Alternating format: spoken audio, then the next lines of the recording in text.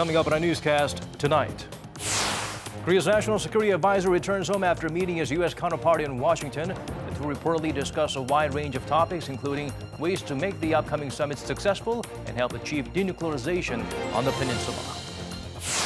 The nation's finance ministry reports Korea's economy is on a recovery track. However, there are obstacles to slowing and hindering further growth. These include disturbing unemployment figures.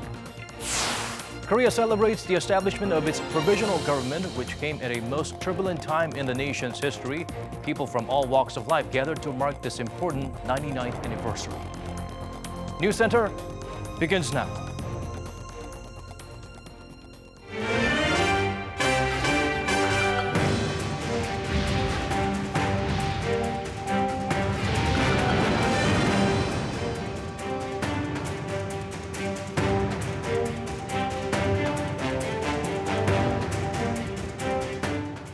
It's 8 p.m. here in Korea, coming to you live from our studio in Seoul. This is Arirang News Center. Welcome to our program. I'm Daniel Choi. Jong-un, the nation's top security advisor, returns from his trip to Washington. During talks with his American counterpart John Bolton, it's made clear the allies are looking to closely coordinate their strategies to get the best possible result from the summits with Pyongyang. Hwang Ho-jun has our top story. President Moon Jae-in's top security advisor Jong-un returned from Washington Friday afternoon after meeting with his U.S. counterpart John Bolton. Upon his arrival in Seoul, Jong told reporters both countries agreed to do their utmost to ensure the success of the Inter-Korean Summit and the U.S.-North Korea Summit. He also said his meeting with Bolton was helpful and that they are on the same page that establishing peace on the peninsula through denuclearization is a must.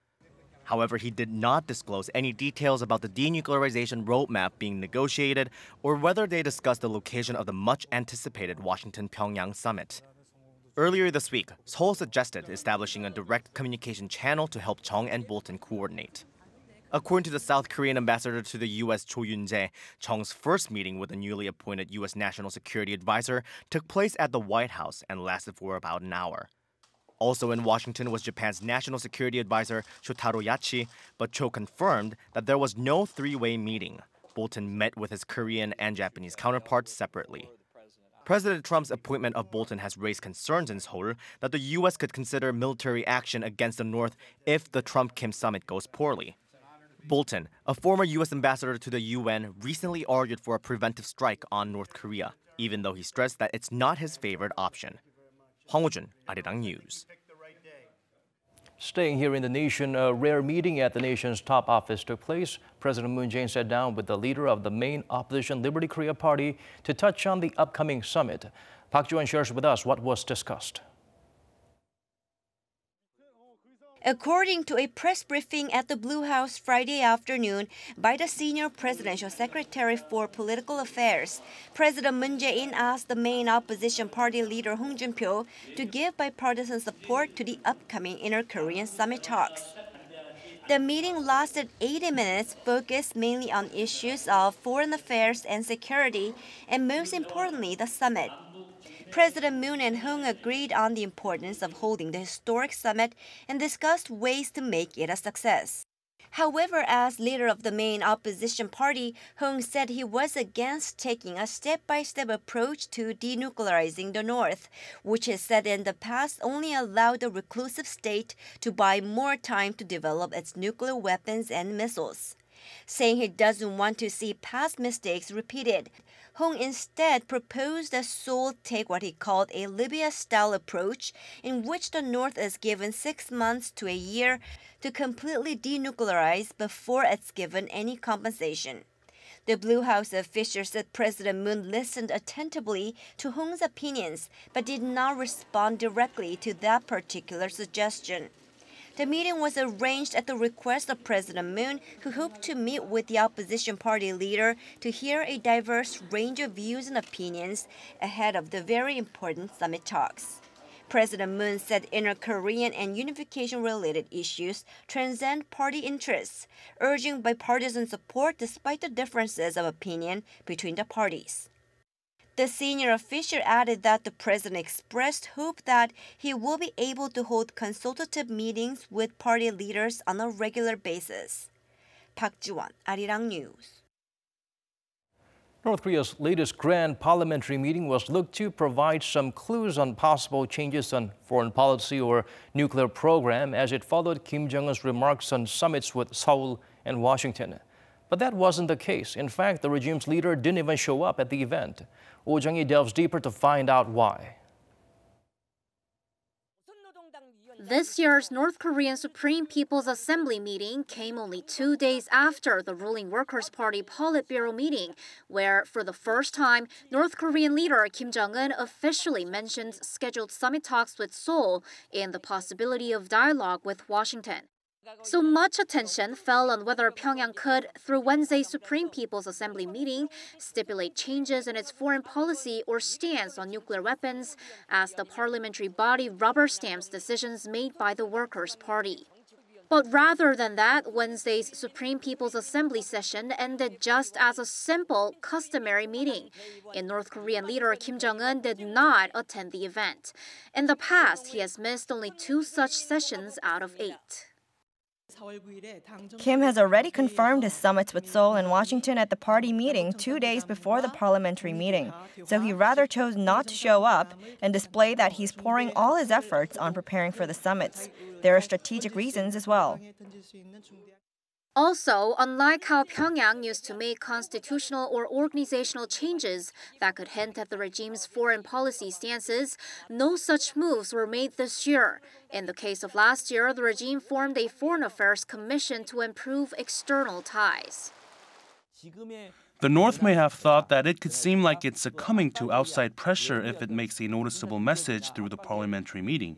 But it wants to show that situational changes on the Korean Peninsula occurred thanks to its own policy, not international economic and military pressure. The expert added that Pyongyang may want to stay cautious because it's not 100% sure about the changing atmosphere. Now, what's to watch for is whether the North will bring up the word denuclearization domestically. Experts say from early this month, North Korea's official newspaper Rodong-Sinmun has continuously stressed fulfilling ancestors' teachings, which is a different way of talking about denuclearization in the North. Oh Jung-hee, Arirang News. Over in the United States, President Trump's pick for Secretary of State had his Senate confirmation hearing. While expressing hopes of denuclearizing North Korea through peaceful means, Mike Pompeo remained adamant on not loosening the screws on Pyongyang until the regime takes visible steps to give up nukes. Lee Ji-won has the highlights from that session. Secretary of State nominee Mike Pompeo said North Korea should not expect rewards from talks with the United States until steps toward irreversible denuclearization are taken. At his Senate confirmation hearing on Thursday, Pompeo, who is currently serving as CIA director, said President Trump and his administration will make sure not to repeat past mistakes regarding North Korea, suggesting Washington will maintain maximum pressure and sanctions. We have a responsibility to achieve a condition where Kim Jong-un is unable to threaten the United States of America with a nuclear weapon. He added that he's not optimistic that Pyongyang will agree to dismantle its nuclear program, and that in the past negotiations, the U.S. and the world had eased sanctions too quickly. Pompeo also went on to say that if the U.S. was under direct threat from the North, Washington would take a response that moved past diplomacy. However, unlike what many had widely viewed before, Pompeo said he's not advocating for regime change. He added that while Pyongyang's denuclearization is a tall order, he's hopeful President Trump can achieve it through sound diplomacy. On the same day, President Trump spoke to governors and lawmakers on the pre-summit developments, which are coming thick and fast. Meetings are being set up right now between myself and Kim Jong-un, who will be, I think it'll be terrific. I think we'll go in with a lot of respect, and we'll see what happens. He also heaped praise on China for helping the U.S. setting up the summit. The leaders of North Korea and the U.S. are to have their historic first-ever bilateral summit in May or early June. Lee Ji-won, Arirang News.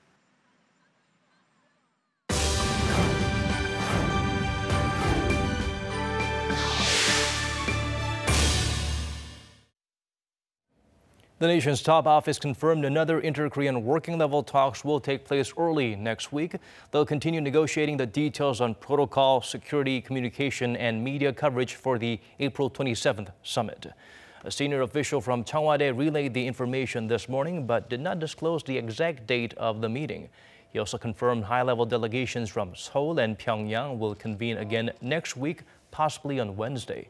Regarding the denuclearization roadmap being negotiated between the U.S. and North Korea, the same official explained the South Korean government has its own solution without elaborating further.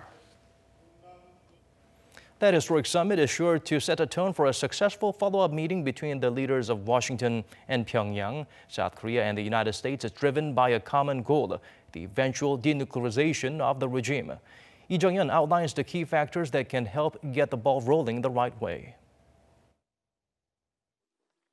The most important issue on the table for the upcoming inter-Korean summit is without a doubt the denuclearization of the Korean Peninsula. Bringing that into focus are Washington and Pyongyang's so-called barter conditions. The U.S. is calling for what's been dubbed CVID, the complete, verifiable, and irreversible denuclearization of North Korea. In return, North Korea will most likely demand CVIG, a complete, verifiable, irreversible guarantee of the regime's survival. In this scenario, actual denuclearization hinges on several factors. The most important factor is North Korea's intent to denuclearize, because if they bring up unrealistic demands like the complete withdrawal of U.S. forces from the Korean Peninsula, which they know is impossible, it would be hard to reach an understanding. And speaking of withdrawing U.S. forces, experts say North Korea will most likely propose a package deal that includes a security guarantee along with an economic guarantee, such as a softening of sanctions on the regime and economic aid. Most sensitive, of course, is withdrawal of U.S. force. But there is possible compromising point because 2007, Kim Jong-il accepted the U.S. stationing in South Korea. But the defensive nature of joint military exercise is acceptable to them. The softening of sanctions is quite possible as long as the regime also shows progress in denuclearization. And as for economic aid, this is also quite feasible through the UN or through the US, normalizing its relations with North Korea. The last but certainly not least factor is whether Washington and Pyongyang will be able to coordinate the method of denuclearization. North Korea thinks that there should be a step-by-step process, but on the other hand, the U.S. wants to make the denuclearization very quickly without so many steps. Experts predict, however, that President Trump would see no quick or easy way forward and would put forth a more realistic suggestion. I think some other measures President Trump would propose, for example, giving a specific time period during which there should be a denuclearization achieved.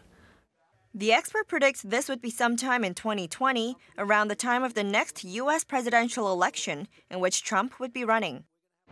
There are many factors that could affect the possibility of denuclearization of the Korean Peninsula, but it all comes down to the leaders of the U.S. and North Korea coming to an agreement, with South Korea's President Moon Jae-in playing the role of mediator in the upcoming summits. Lee Jung-yeon, Arirang News.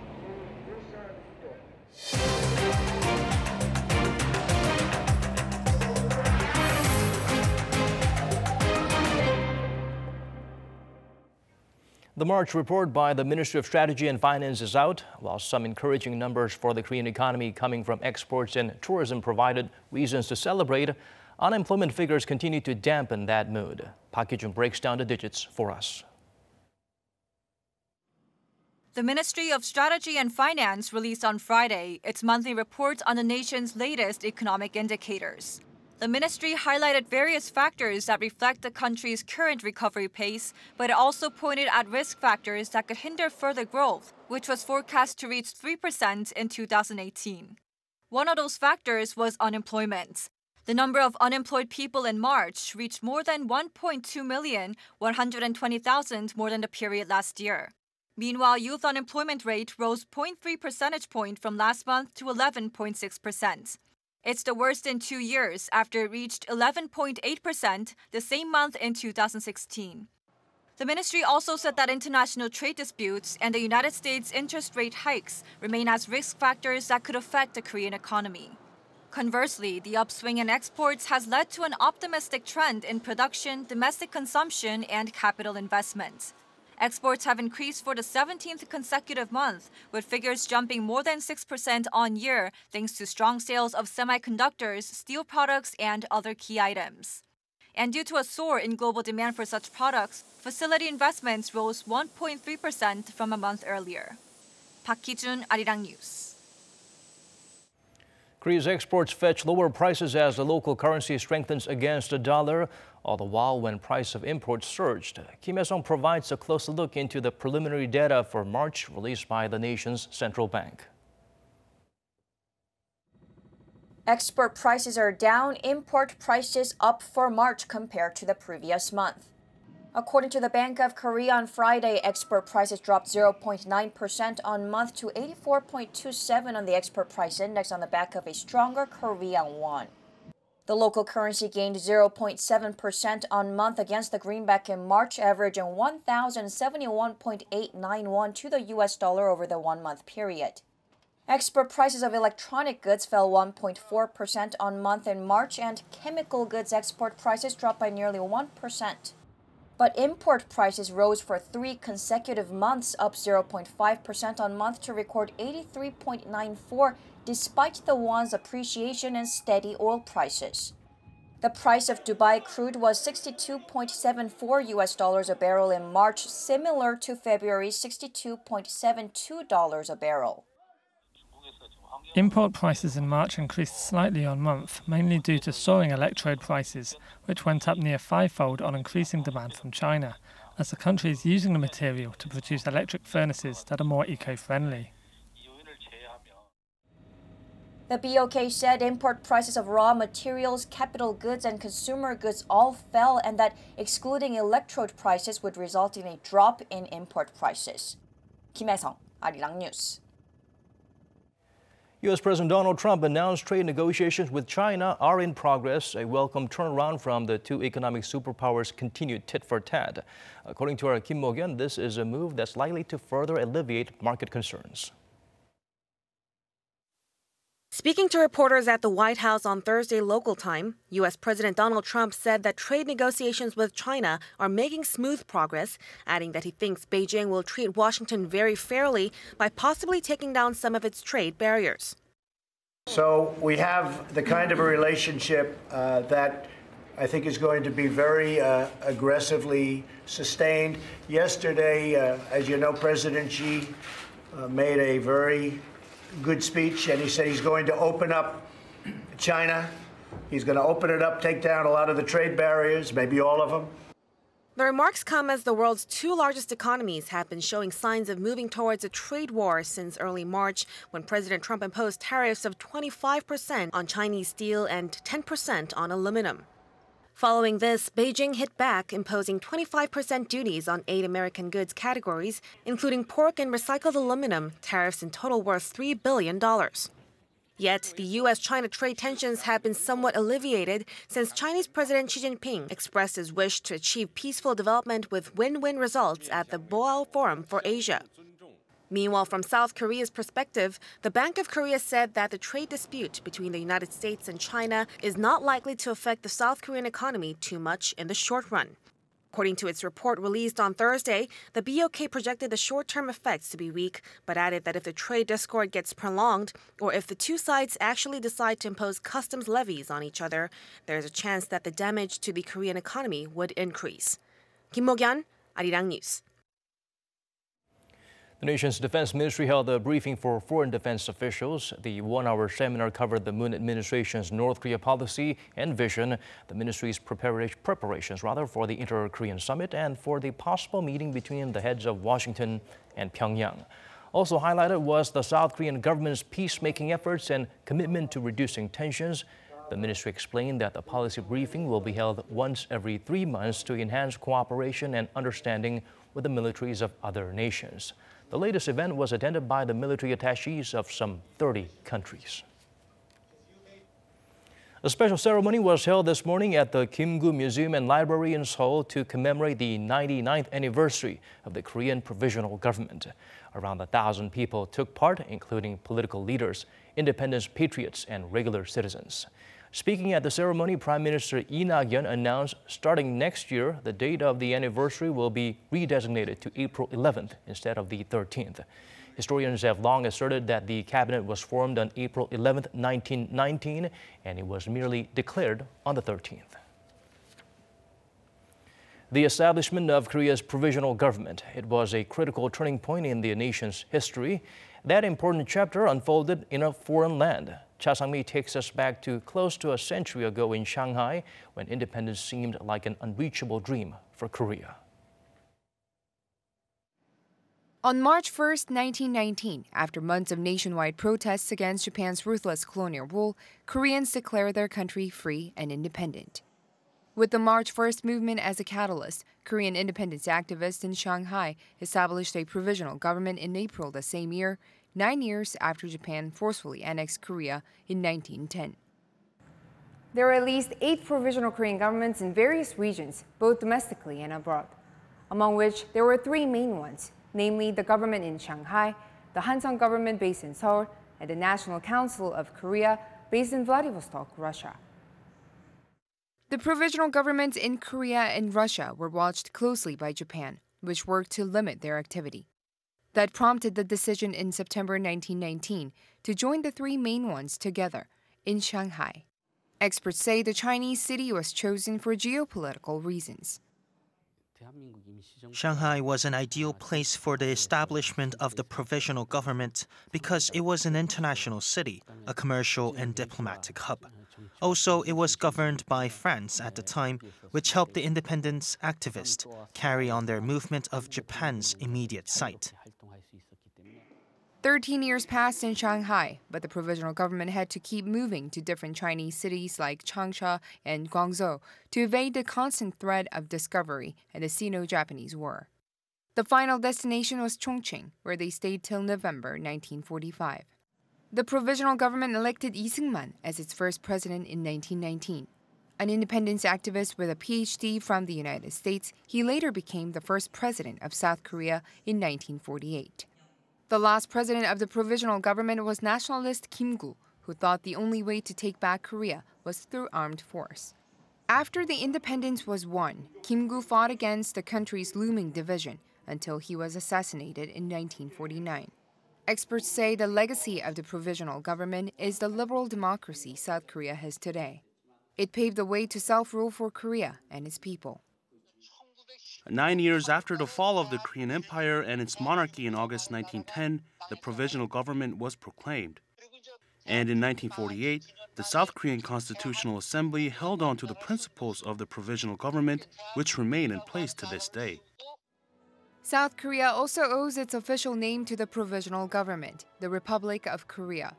Its national anthem, 애국가, also comes from the same period.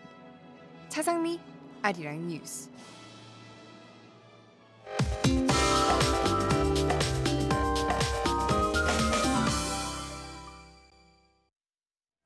Time to turn to Michelle Bach at the Weather Center for the updates you need before planning your glorious weekend. Michelle, I hear the weather won't exactly be a great time for us to spend any time outdoors. That's right, Daniel. It's gotten a lot cloudier in Seoul and for the rest of the country. Rain will start anytime now on Jeju Island and it'll spread nationwide by tomorrow. It'll last through tomorrow evening with the southern coast and Jeju Island getting the most amount of rain, with Seoul and Gangwon the province getting only between 5 and 30 millimeters. And at times, the southern areas will even see thunder and lightning as well.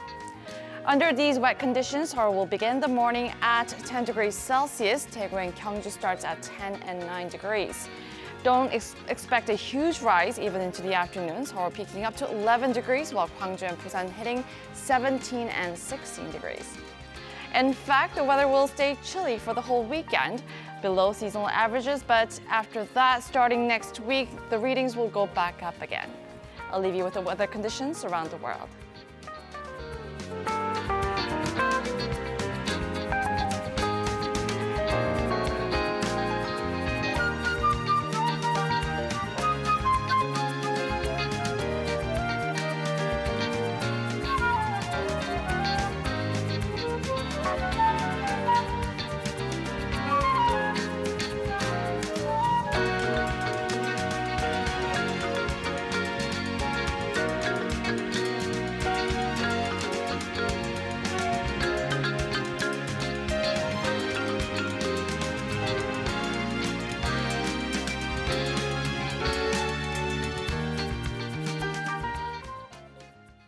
That's all we have for you on tonight's edition of Arirang News Center. Thank you for staying with us. Here's wishing you an incredible weekend.